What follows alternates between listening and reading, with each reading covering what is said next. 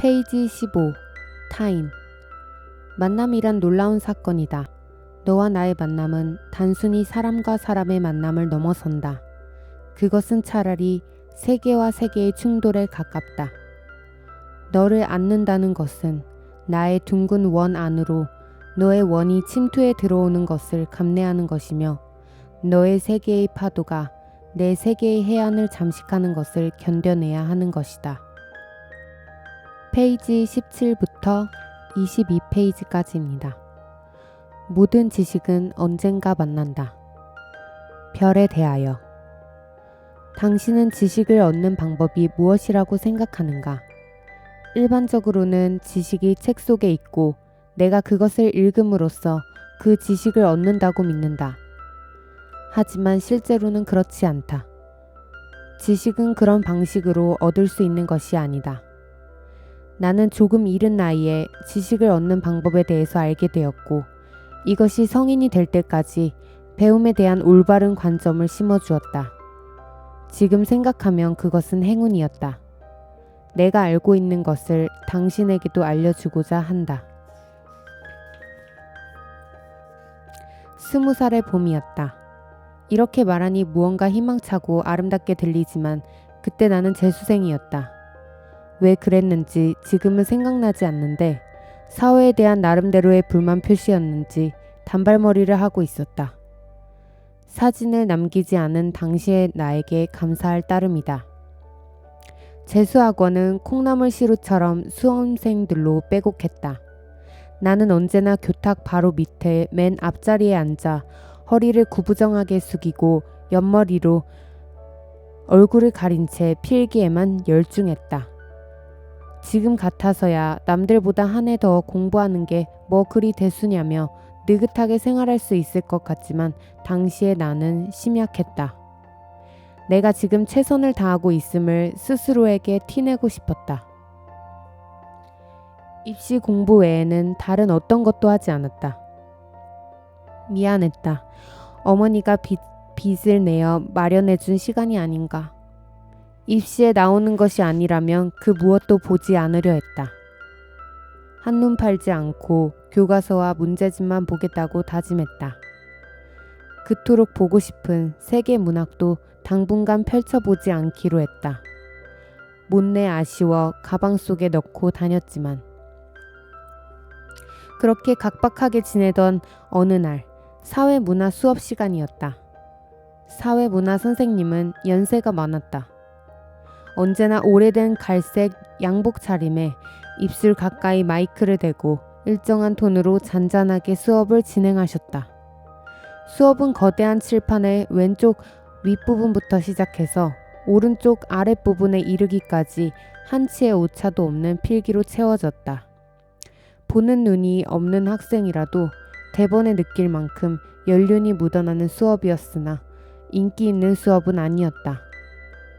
사회문화라는 과목 자체가 입시에서 비중이 크지 않을 뿐더러 흥미를 돋우는 이야기 한 번 하지 않는 나이 많은 선생님의 수업을 학생들이 반길 리 없었다. 나도 마찬가지였다.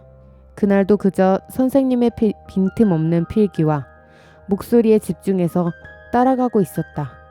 그런데 느닷없이 선생님의 다른 말이 시작되었다. 칠판 필기가 중간 즈음에 이르렀을 때였다. 너무도 아무렇지 않은 듯 평온하게 시작되어서 미처 수업에 집중하지 못했던 학생이라면 수업이 계속되고 있다고 생각했을 것이다. 선생님의 이야기는 지식을 얻는 방법에 대한 것이었다. 선생님이 칠판에 별 모양을 그리며 말씀하셨다. 별 모양의 지식을 얻으려면 어떻게 해야 할까요? 별 모양의 지식이 담겨진 책을 읽으면 될까요? 한 번에 읽으면 안 될 것 같으니 여러 번 반복해서 읽어보는 거죠. 하지만 그렇지 않습니다. 이런 방법으로는 별이라는 지식을 얻을 수 없어요.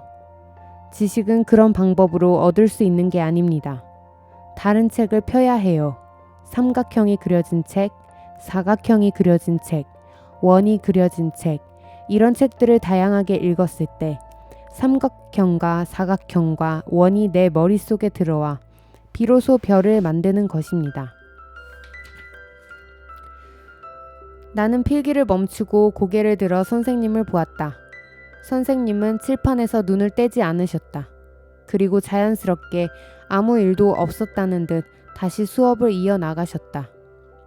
나는 다시 고개를 숙이고 선생님의 필기를 공책에 옮겨 적었다. 무엇이나 잘 잊는 사람이 있다. 조금만 오래되어도 기억을 못하는 사람. 내가 전형적으로 그런 사람이다. 기억이 잘 나지 않는다. 직장 생활에서의 기억도, 군에서의 기억도, 대학생 때의 기억도, 재수생 시절의 기억도.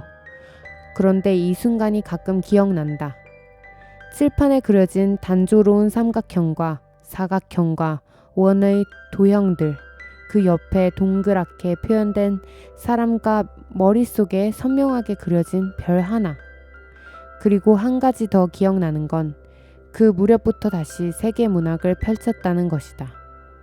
수업이 끝나고 집으로 돌아가는 지하철 승강장 벤치에 앉아서 들어오는 지하철을 몇 대 더 지나쳐 보내며 입시에 나오지 않는 소설들을 읽었다. 그때는 맥락을 이해하지 못했다. 왜 뜬금없이 선생님의 이 수업을 멈추고 학생들에게 그런 이야기를 하셨는지.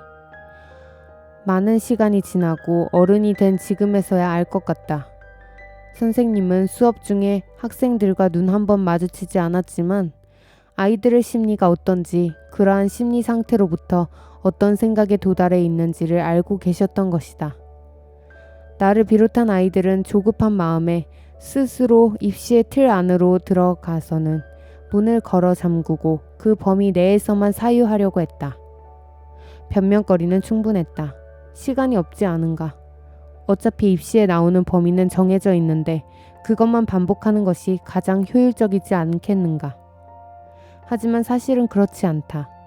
무엇인가를 이해하려면 그것 밖으로 걸어 나가서 그것에서 벗어난 뒤 다른 것을 둘러봐야만 한다. 그것은 비단 입시뿐만이 아니다. 전공이 되었든 업무가 되었든 모든 지식은 그것을 이해하기 위해서 그것이 아닌 것들로부터 시작해야만 한다. 궁극의 지식도 마찬가지일 것이다. 각자가 자신의 인생 전체를 관통하여 마지막에 반드시 얻게 될 삶에 대한 이해, 그 궁극의 지식은 몇몇의 책에서 단번에 얻을 수 있는 것이 아니다.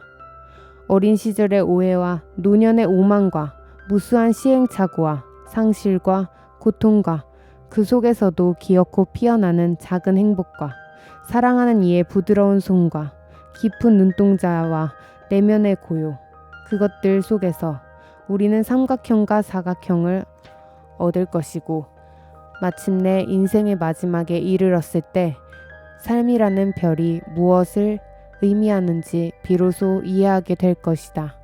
그렇게 인생 전체에 흩뿌려진 모든 지식은 내 안에서 언젠가 만난다.